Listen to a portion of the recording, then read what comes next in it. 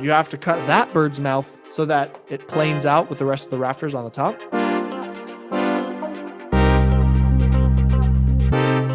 We try to take the wood out of the wall and put in insulation.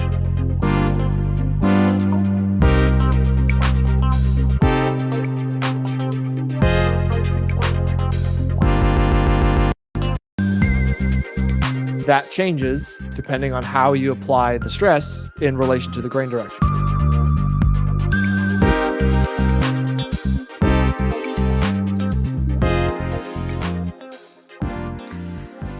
And we are live, ladies and gentlemen. I don't think I've muted my microphone, and if you can hear me, great. And if you can't hear me, go ahead and put something in the chat and let me know, because my mic's been starting to do funny stuff today, and I might need to be getting a new headset. But otherwise, I'm just going to go right into it, unless you guys start saying something. Welcome, everybody, to the Bungalows for Bachelors Late Night Learning. Tonight, we're going to learn about how you can stay safe from the law and safe from the people who want to put you in bad places. Not only are we doing that, but we're going to be doing all kinds of fun stuff. First of all, like, guys, the Ethereum ETF has been approved. It is official. And so we're all going to go to the moon, right? Because here at Bungalows for Bachelors, we believe in building wealth, and most of us have some kind of crypto investments. Oh, Will, uh-oh. I hope you're kidding. If you're kidding, this is not the time to be kidding. Oh my goodness. Uh-oh. Let's get this resolved. If you're joking, Will. Oh my God, damn it. Oh my God. All right. What a killer. Okay. So, yeah, guys, we're going to the moon. Up and to the right is that way for you guys. Up and to the right, I think, unless my screen's mirroring it, which it might. Who knows? But yeah, guys, that's pretty cool. And also, you know what else is pretty cool is the freaking music that we get to play here on this channel. Thanks to the one and only Green Observer. He's in the chats right now. Look at him. He says Sam is 5 out of 5, and he is happy about my falling for my brother's joke. And so is my brother. Thank you guys for participating in my live stream here in such a healthy way. Excuse me. So, if you guys don't know much about Bungalows for Bachelors and you're here on YouTube, you should go check out the Telegram community, because that's where all these hooligans come from in the chat. And that's where we do most of our shenanigans. It's where you learn the most. I've got all my products there, get all my stuff. So you want to stay up to date, join the Telegram community. Link is in the description below. And, oh, excuse me, look at that. The Green Observer has a new song coming soon. I like to hear it, Green Observer. I am excited to see what you've got coming our way.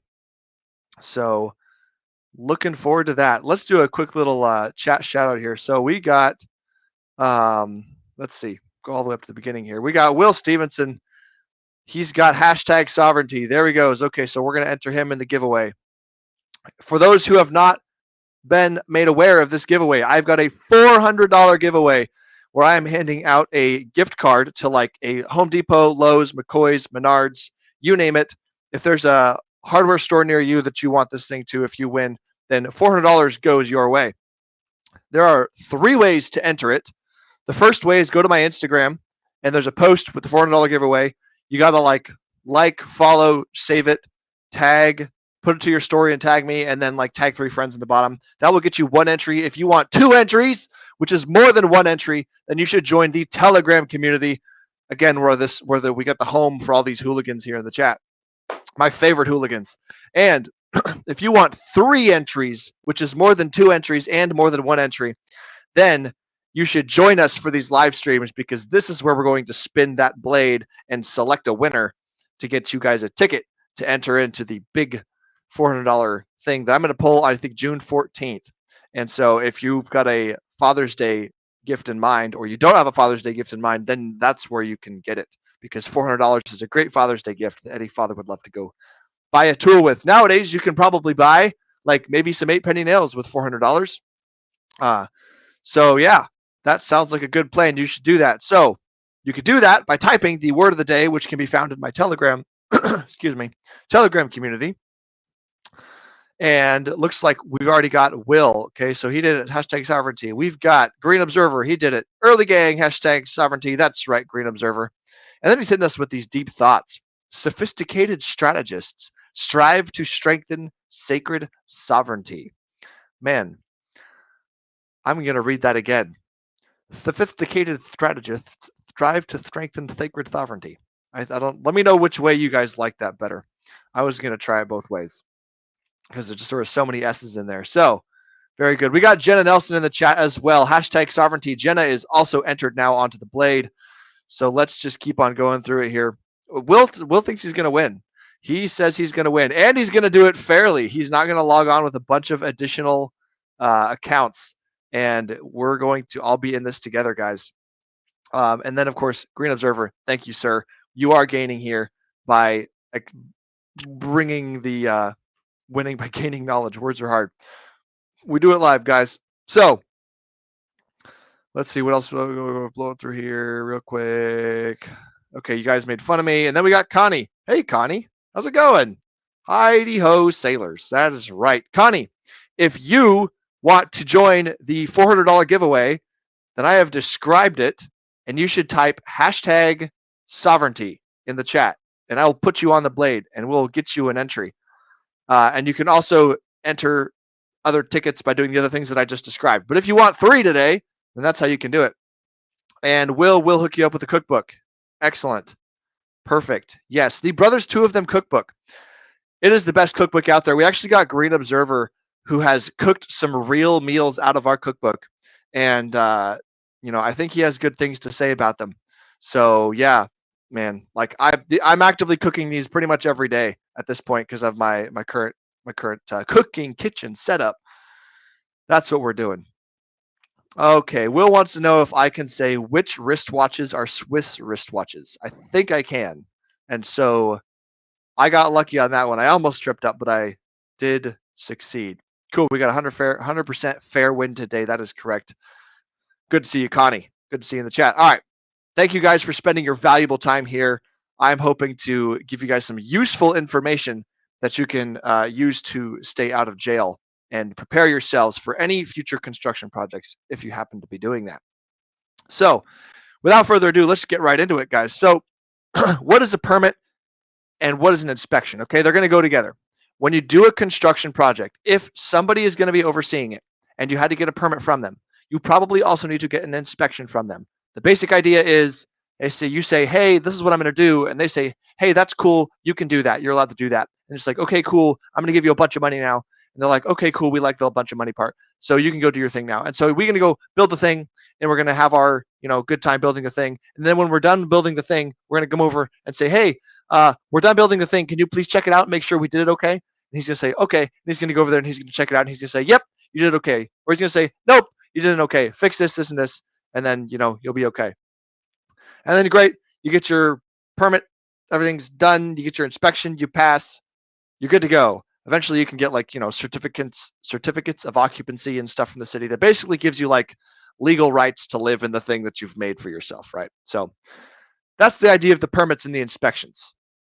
They're important because this is the system that we live in. It's been created by insurance companies, by lenders. Like it's a bunch of checks and balances to basically make sure that most people are building houses properly. Is it kind of an infringement on your rights to build stuff for yourself? Kind of, yeah.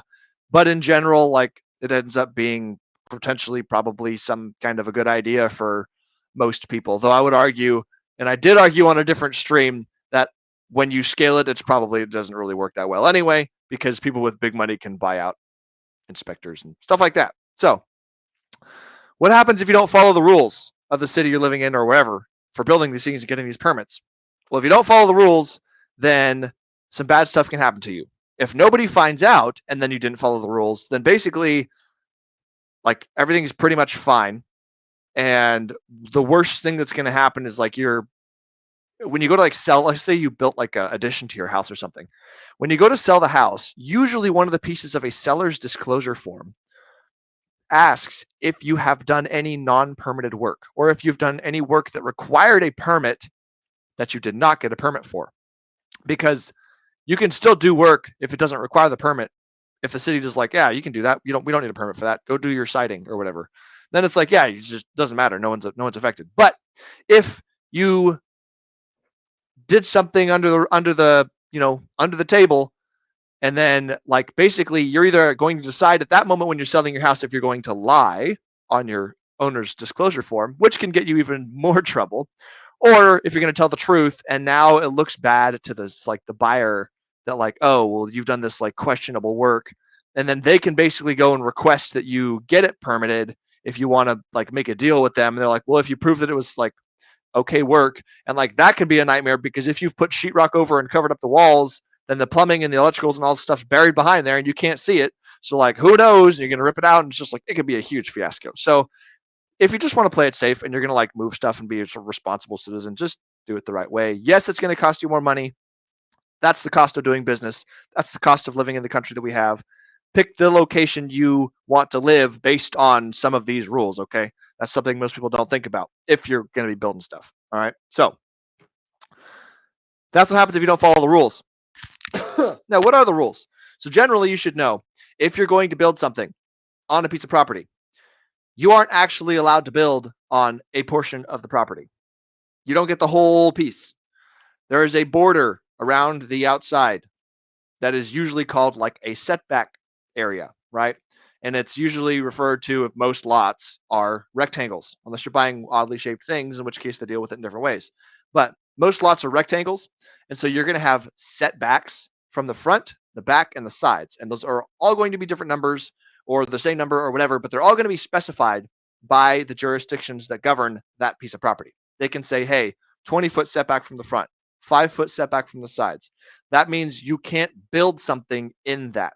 Now you can like landscape and you can do sidewalks and you can do stuff like that, but you can't put building foundation in that footprint. Occasionally you can get an exception.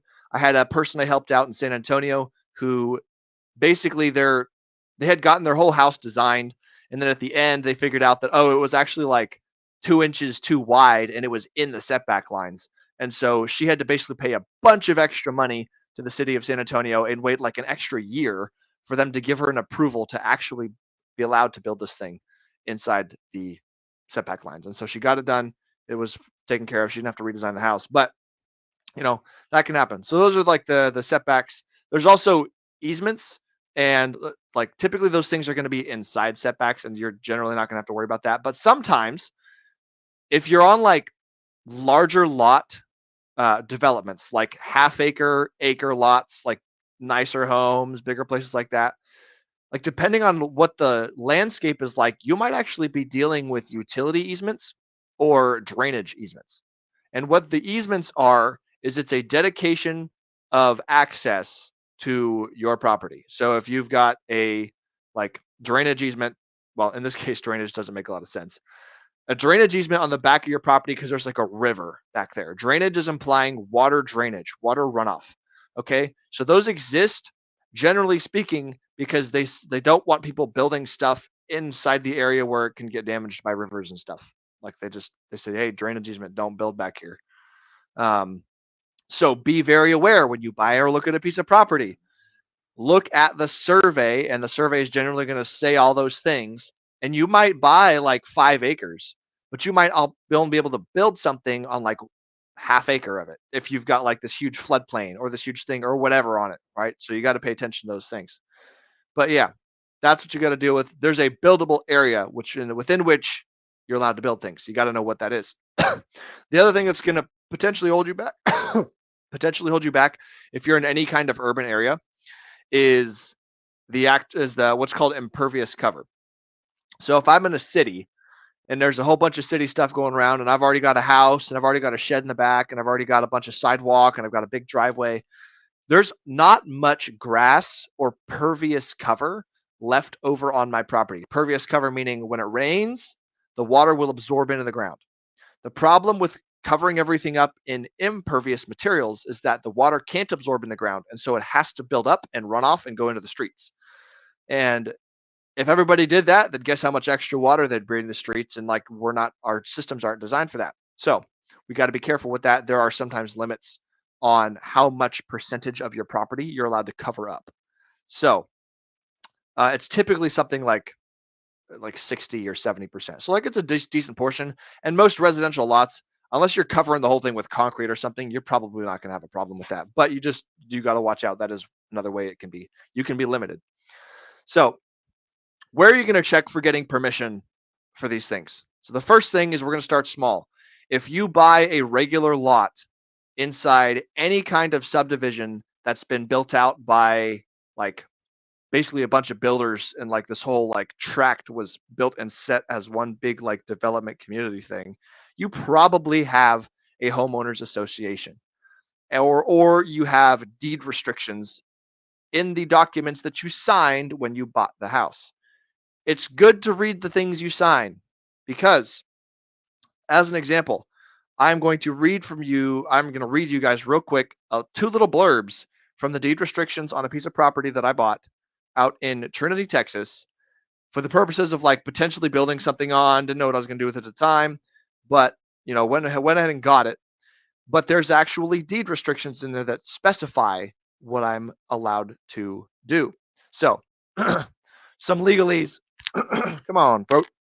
We do it live, ladies and gentlemen. Okay, you ready? So here's one note out of this big long list of stuff that you are and are not allowed to do with this land you have now purchased, which is yours. And I'm out in the county, but I'm subject to these subdivision requirements. All right. There shall not be erected or permitted to remain on any lot or dwelling having a floor area, blah, blah, blah, blah, blah, of less than minimum 1,200 square feet. Okay. So unless I get approval from all the old people in this like panel of like jurisdictions or whatever the heck they called this thing, right? The meetings and all the stuff they do with the HOA stuff. Unless I specifically get approval, I can't build something less than 1,200 square feet. And I happen to be a bungalow bachelor. And so I might very well like to build something less than 1,200 square feet because I don't need many square feet to live in. So that was actually kind of a bad choice on my part. I didn't really think that went all the way through. And so that's not ideal for what I was trying to do. The other thing that's a pain is like, I'm thinking to myself, okay, I got to build 1,200 square foot house. Fine. What if I build like a garage first, right? Like this 400 square foot garage or 200 square foot garage or something that's like, technically I can live in it for a while and then build the big house, right? Just depending on how things go. Well, turns out I can't do that either. And that's because there's another little piece in here where they say, no tent or outbuilding shall ever be erected or maintained on any lot, and no garage or basement shall be at any time used as a temporary or permanent residence. Congratulations, guys. The other, like if I keep reading, it says you can't build the garage first. You have to build the house, and then you can build a garage, because they're on to people like me who want to build garages and live in them. And so be aware when you sign up for stuff, you can potentially be stuck with what you signed up for. So you're going to check the HOA or deed restrictions when you buy stuff. Sometimes like they'll get real specific. If you buy houses in areas where there's lots of people with lots of money and they're all named Karen, then guess what? Your door better be the right color of red, and your shades better be the right style of shades. And this happens occasionally. Don't mind the technical difficulties. I'm overloading my GPU. All right, I think we're back. So, this is kind of a deal. Like you just got to deal with it, right? When people have all these restrictions, you get what you pay for. If you want to live in those communities with those kinds of people, that's what you're going to be signing up for. If you don't, guess what? You might end up with a lot where you have full control over everything of your property, and it feels great, and you can do whatever you want. You can make noise. You could build whatever. There's no zoning requirements. There's no yada, yada, yada, yada. And guess what? Everybody else in the place that you just bought a piece of property is going to do the exact same thing. And most of the time, those lots are going to be filled with junk. Cars, broken cars, houses falling apart, you name it. People go where people want their freedoms, and usually that means it's because they're going to use it. So that's the pattern that I've found. Hopefully, if you can find a nice piece of property where here you also have freedoms, that's an ideal scenario. I wish you guys the best, and I hope that's what you can find. So aside from starting small with the HOA areas, the next biggest thing you're going to deal with is going to be the city. Okay, so if you live inside city limits, then you just like, if you don't know what the city limit is, just Google it. There's going to be a line, right? If you're in it or you're not. If you're in the city limits, you are subject to all of the city's rules automatically. There's also something called an ETJ, an extraterritorial jurisdiction. I don't think it's extraterrestrial jurisdiction. I don't think it's that, but I'm pretty sure it's extraterritorial jurisdiction. And what that means is it is a imaginary zone projecting out beyond the city limits where the city is planning to annex. Okay, annex meaning the city's like, hey, we're a growing city. We're like, if you didn't know this, cities grow. Like they're actively expanding their boundaries. They're building new subdivisions and they're like buying up chunks of land or whatever, and they're like growing and they're expanding. Okay, that's what cities do. And so they're going to want the nearby areas to also partake in their rules. And so there's sort of this it's a spoken rule, though most people don't follow it. Because if you're outside city limits, technically you're in the county. You're good. You don't need to worry about nothing. You can go build your shed out back and you can go poop in it and you can just like pump sewer into the river and do whatever you want. Just kidding. County doesn't let that happen. But I don't remember what I was talking about. Okay, so yeah, the city, extraterritorial jurisdiction. You got to watch out for that because technically, if you are within, like in San Antonio, if you're within 5 miles of the city limit, then you need to follow city rules. And I was in a house one time in that zone, and I most definitely did not, and no one ever cared. So, oops, you caught me, cuff me and take me away. Maybe not. Can't do that. You got to find me now. I'm in Washington, so you got to like subpoena me or whatever that is the word is for that. So, yeah, those are the zones you got to watch out for. So you're in the city, you're in the ETJ, or you're in the county. Okay, and because states happen to be broken up into counties, you are probably never going to be in not a county. You're just going to be like, you're not going to just be in a state and not in a county, because I don't think that's how that works in here in America, at least. So if you're at county level, then basically you are subject to the county's rules. And generally, the county is going to have less people. It's going to have less controls. It's going to have more freedoms. And that's generally because like it's farther out from the mass like group of people. By definition, cities are where people like build stuff and grow and like do all this stuff. And the counties are just the leftover land that's not the cities. Okay. So there's just generally going to have less infrastructure, less government, all that stuff. What you will probably always run into are a few things if you're going to go build out in the county. First of all, if you're out in the county and you're building next to any kind of roadway, that road probably belongs to, if like you're in Texas, most of the highways belong to TxDOT, okay, Texas Department of Transportation. And so if you're going to cut a driveway in so that you can access your property, then you have to actually follow their rules and get a permit from them so that like you build it to their standards. And so the driveway's proper, there's a culvert, water can flow, yada, yada, yada. Okay, so if you're gonna do in driveways, you're probably gonna want to get a permit or something for that. And they're also typically concerned with sewer, right? Even like, especially for people out in the county, most of the black water waste stuff is taken care of with septic systems. Okay, so no, you can't actually dump it out in the river. And yes, someone's probably going to need to get a permit and an inspection to make sure that your waste system is being taken care of properly, especially in places like aquifer recharge zones where the water literally is designed to flow into and recharge our aquifers. Okay, so they care even more out there. So you're out in the county, that's what you got. You're going to have less restrictions. There's usually not going to be a lot of building restrictions. Like they want to make sure your poop doesn't go places it doesn't, and they want to make sure you're not ruining the highway. What you do on your land, unless you're in like, you can be out in the county and in like a massive rich people development where they all want 30 acres. You can be in those, and guess what? You've got to follow their rules because you signed up for it and you bought it. So if some developer out there bought 1,000 acres and was like, I'm going to sell 100-acre lots for lots of money to rich people, and rich people like rules and for things to be pretty and nice, and so I'm going to write up this huge paperwork thing for everyone can agree who's buying into these lots that this is going to be a certain quality, and this, that, and the other. And we're going to spend $500,000 on a big stone gate for this whole community, so everybody feels like they're rich and fancy, and yada yada yada. Okay, and that's how you can still get stuck in the HOAs even if you're out in the county. But just be aware of what you are buying, because it will limit what you can do with it. So, same goes for a house. I mean, if you're going to buy an existing house, guess what? It exists somewhere with some rules in place. So just be aware of what you're getting. Oh, but guys, that's the technical information for today. Hopefully that's useful to you guys. And I'm going to take a little quick peekaroo in this chat here. Jenna says, why are they so strict? They are strict. Well, sometimes they're not. But if they are strict, it's because money.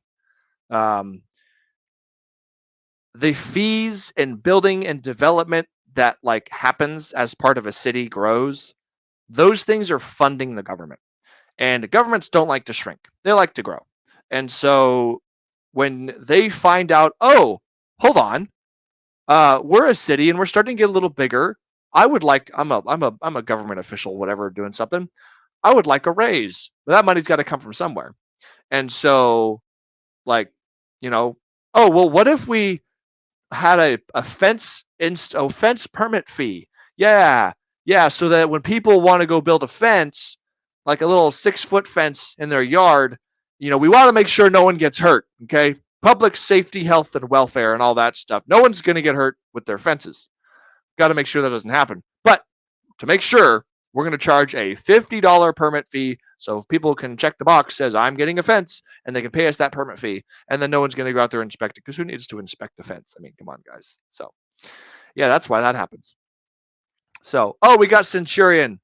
Welcome, Centurion. Thank you for coming in and checking things out.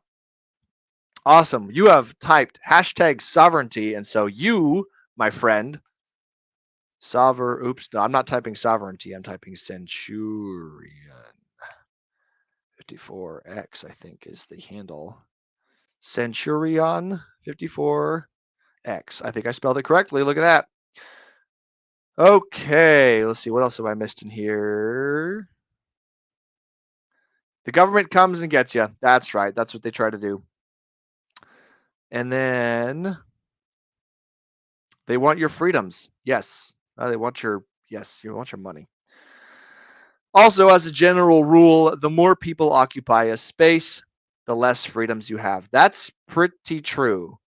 Yeah. And you know what? That's kind of the way it is. I mean, think about it in terms of like roommates, right? If you've got the house to yourself, you can let the house become a pigsty. It's just like expanding that like idea out into the outdoors where everyone can see your stuff. So, I mean, having rules about keeping your grass cut, maybe that's a realistic thing if you want to live in a nice place where everybody cuts their grass. Seems a little silly to me, but like, hey, I have never had to be someone in charge of a subdivision, so maybe it's appropriate. Who knows? But we're at the point where we're done with the learning part. You guys have expanded your brains. You have learned things. You have gained this knowledge, and now we're going to reward you by giving you a little game. All right, we're going to take that complicated knowledge stuff and just like store it away somewhere, and we're going to play a game. All right, so if you guys are on any other platforms and you're watching this, come over to the YouTube, go into the chat and comment #sovereignty. That's the word of the day. If you want the word of the day consistently, it's in the Telegram group, which you can find in the description below. Oh, we got a comment here. Let's see. In my country, if it's farm use, no permits required under a certain square footage. Perfect. No, county. Sorry, not country. I was like, I thought you were in the United States. In my county, if it's farm use, no permits. I like that. Cool. Good to know the rules. Good for you, Centurion. Awesome. Dopamine. That's right. Here it comes. Here comes the dopamine. Let's spin this up. Here we go. Give me a second. I'm going to hide this. We got 5 names. Make sure I didn't miss anything. We got Centurion, Will, Jenna, Connie. Did I add Connie? Uh-oh. Hold on. We do it live, folks. Connie Von Felt. This is the first time I've spelt this name. Felt. I think I did it right. Okay. Hopefully I said it correctly. So there are 6. Okay. And we've got, okay, Will, Centurion, Jenna, Connie, Green Observer. Okay. And then I'm entering in myself because what's going to happen if I win, guys? If I win, I'm taking the $400 giveaway and I'm stacking it on the next one so that whoever wins that one wins $800 or something, if that's what I end up doing. But that's what I'm doing. I'm going to take that $400 of value and I'm going to push it to the next giveaway of some kind. So we got these names. This looks correct. I'm going to hide this thing. I'm going to share my screen. Share audio, correct. Let's make sure we're streaming here. Here is the blade, folks. You see it. You see your name on the blade. If you don't see your name on the blade, that's too bad. That means I missed you, and that's my fault, but it's your problem. So let's go ahead and spin this blade. Here we go. Are we ready, everybody? Countdown. We're going in 3, 2, 1.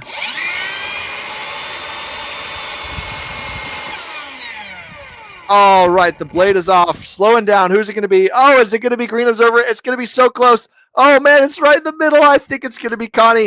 I think it's, oh, there it is. Connie Von Feld. Thank you for joining today. I am excited to have you. We're going to add you to the list. If you want to see the updated like stack of where everybody is in the winners, then join the Telegram community because that's where you can see it. Otherwise, you just won 3 tickets to enter. So congratulations, Connie. And thank you, everybody else, for spending your valuable time here, playing games and learning cool stuff. Awesome. Yes. Thank you. Yes. Green Observer, you were so close. Look at that. It was right there. So, man, little bit of a bummer. Oh, well, that's okay. Next time. I do this every single day, by the way. So if you just want to rack up those 3s, then you just come right on here. All the links go in the Telegram, or you can just subscribe and hit the notification bell on YouTube. And I'm sure when I create the lives, it'll like notify you or something. But that is right. Congratulations, Connie. You are the winner for today. Awesome. Awesome. Awesome. Cool. Let me switch over to here. Okay. Well, guys, that's been the knowledge for today. Basically, be aware of where you're going to build, what you're going to do, follow the rules. If you didn't know there were rules before, you do now. Okay. So take that knowledge of these rules and be like, all right, now I know there's rules and I maybe don't remember everything Sam said. So I should join this Telegram. That way, when I go to do something later, I can ask again and be like, hey guys, like I'm about to do this thing. Anybody got any advice for like following this rule? Where should I check this and where should I check that and yada, yada, yada. So join the Telegram because then you can just ask us all kinds of questions and make good stuff happen because we're all here to help. So, all righty. Thank you, everybody. This is Green one quick last shout out. We got Green Observer in the chat. We got Will Stevenson. We got Centurion. We got Jenna Nelson. Uh-oh, something just jumped around for me. Oh, that's not helpful. We got Connie. And if I missed you, then I'm sorry, but I think that was everybody. So thank you guys for spending your valuable time here. I will see you on the next one. And hopefully I'll see you tomorrow because I'm going to give out more tomorrow. That said, peace out.